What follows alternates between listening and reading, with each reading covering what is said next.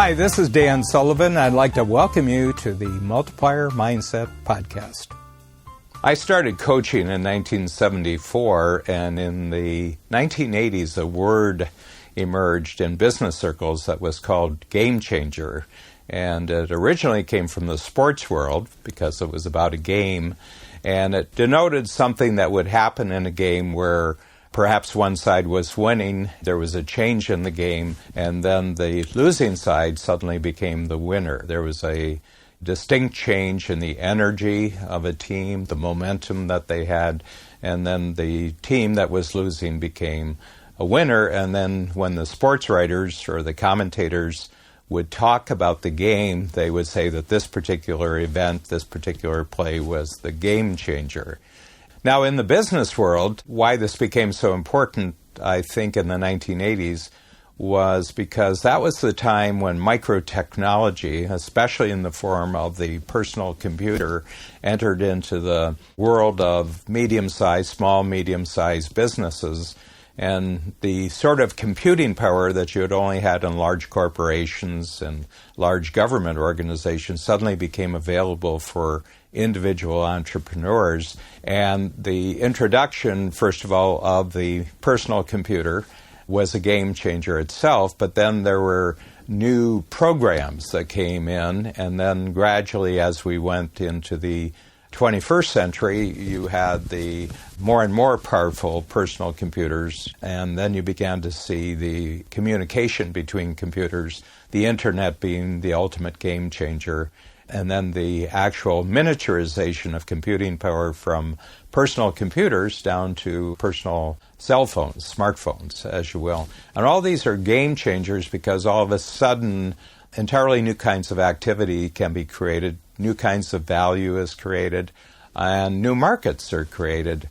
So the one common factor in the business world that you'll notice about this is that even though oftentimes the game changer is talked about in terms of technology, if you dig a little deeper and you actually look at why the technology was a game changer, actually what you'll find is an individual.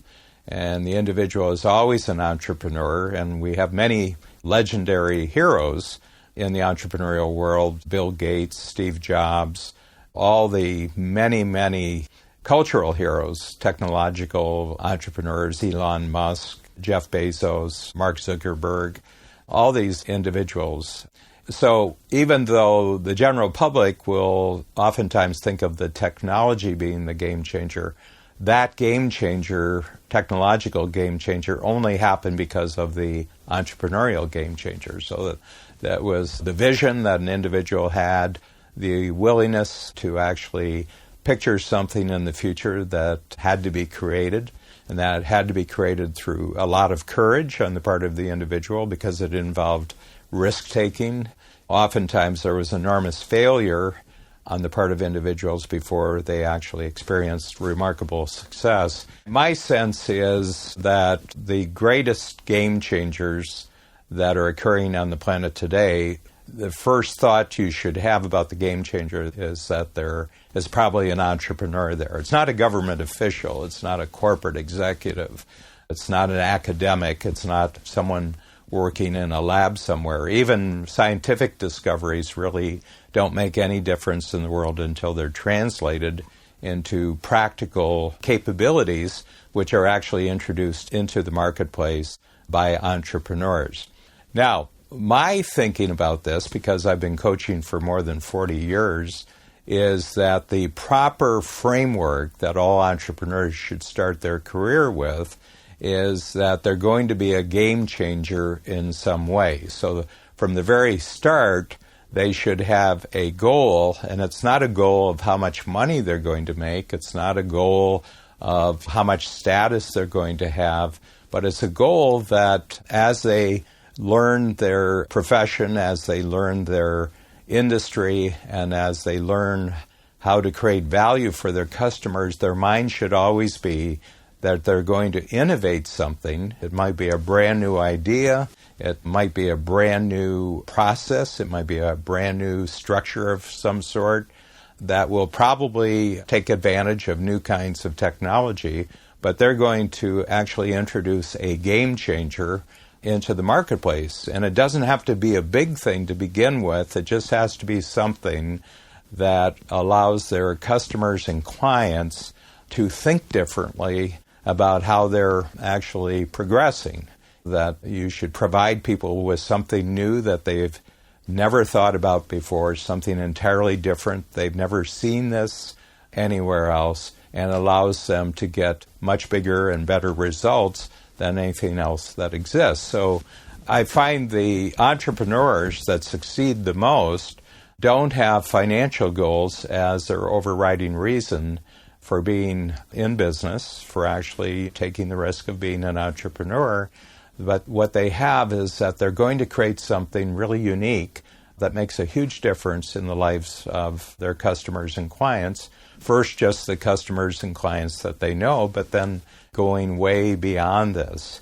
So I've always thought about this ever since I became a coach, that I was going to introduce into the entrepreneurial world, because that's where I knew I was going to live the rest of my life. I was going to introduce entirely new ways for entrepreneurs to think about their business, about thinking about their life, of thinking about how long they were going to be active in the marketplace. And of course, we're unique. Strategic Coach is actually unique for thinking that entrepreneurs who are in their 30s or 40s might be in business for 100 years with all of the health and fitness breakthroughs that are coming in the 21st century. So I just want you to contemplate, if you're bogged down in what you're doing as an entrepreneur, if you're feeling that you're really stuck, if you're feeling that you're getting bored with what you're doing, my suggestion would be, what if you were a real game changer and you were introducing something new